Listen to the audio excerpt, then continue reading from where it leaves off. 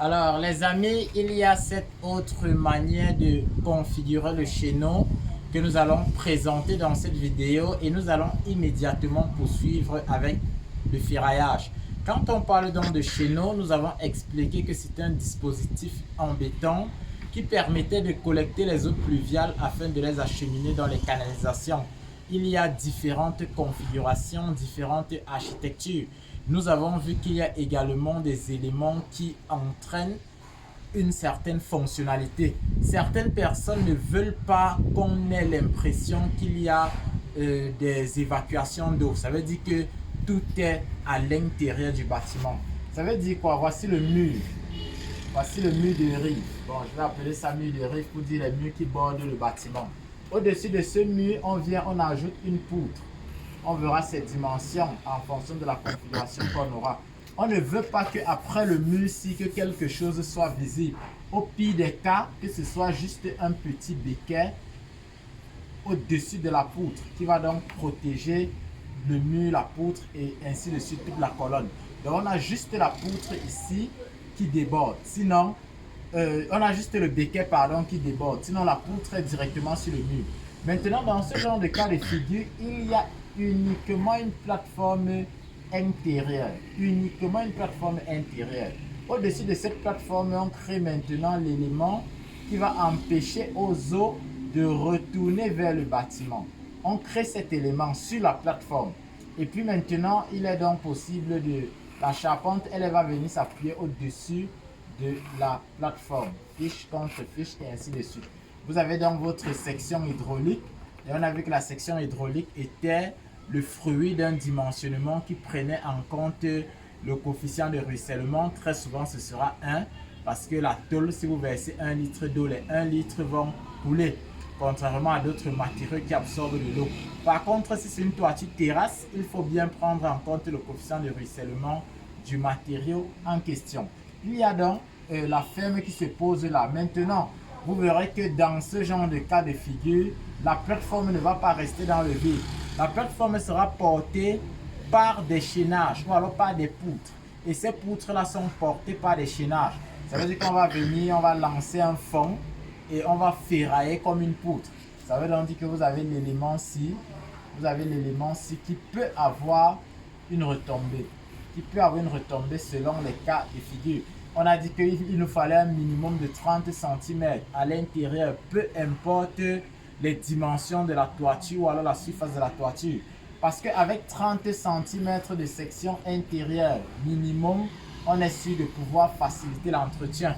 Il fallait une hauteur minimale de 25 cm, sachant que on peut gérer l'étanchéité et finir avec 20 cm.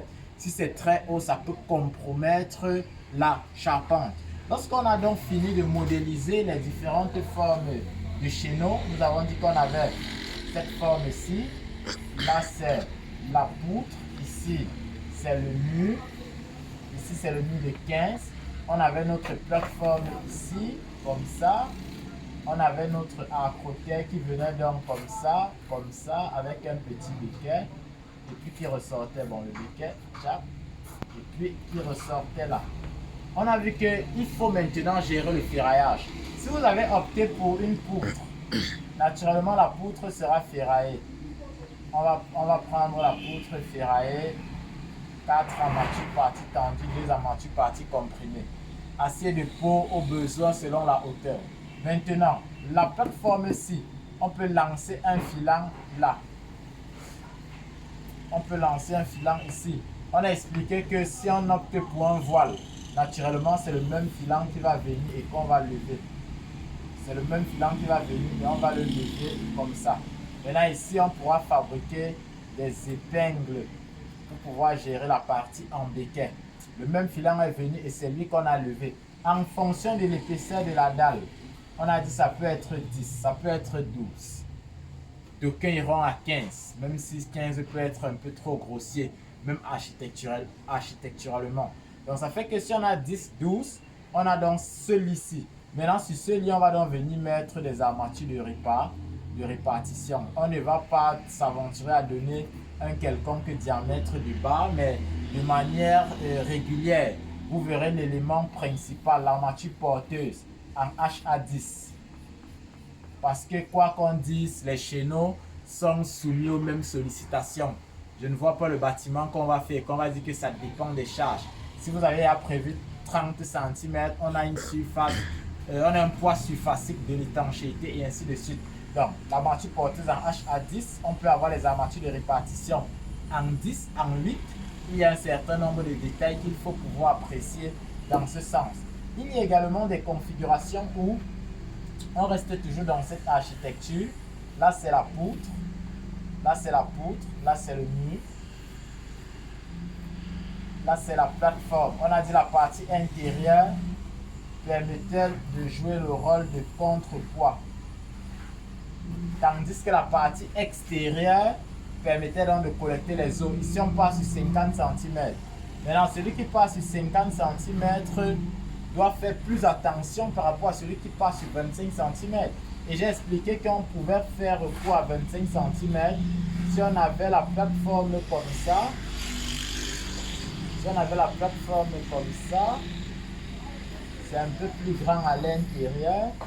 Ici, on a ça, on a ça, on a ça, on a ça. On peut avoir 25 simplement parce que on ne veut pas que ce soit trop gros. Si on travaille avec une planche, quand je dis 25, ça peut être 30, ça peut même être 20, ça peut même être je ne sais pas combien, ça peut même être 20. Effectivement, on vient maintenant mettre l'élément qui limite les eaux ici.